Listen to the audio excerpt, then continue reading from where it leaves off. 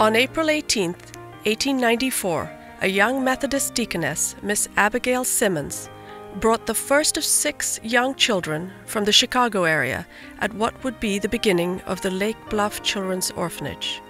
The children were housed in a small rented cottage just a block east of the Northwestern Railway line connecting Chicago to Milwaukee.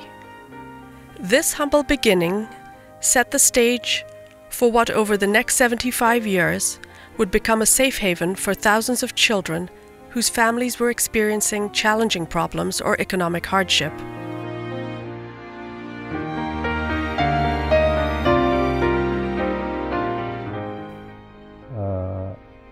When my brother and I were 2 years old, our mother died.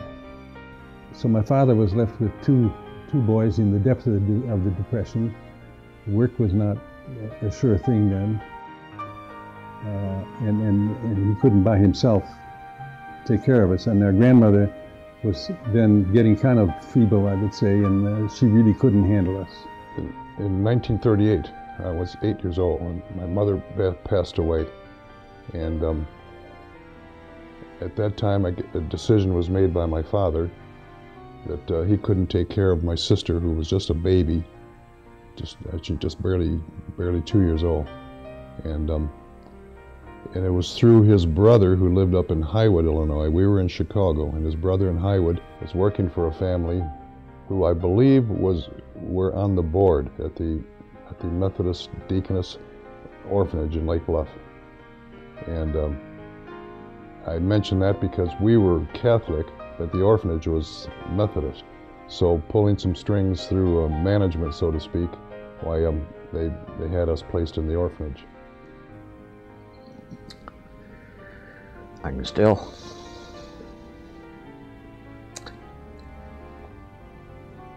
Excuse me.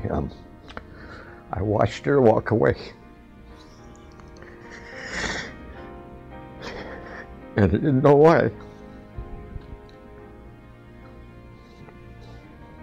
But we were at the infirmary getting checked in, and my sister and I, and then all of a sudden she was walking away.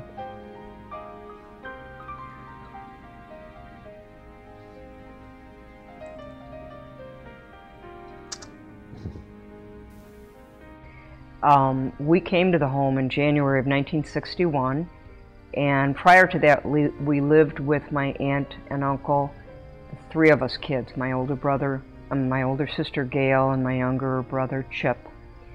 The reason we had to move to the home is my parents were getting divorced, and it wasn't a very good situation at our house at all. My dad had a drinking problem, and my mother was trying to keep up with keeping us clothed and fed at times, and it just wasn't a very good situation.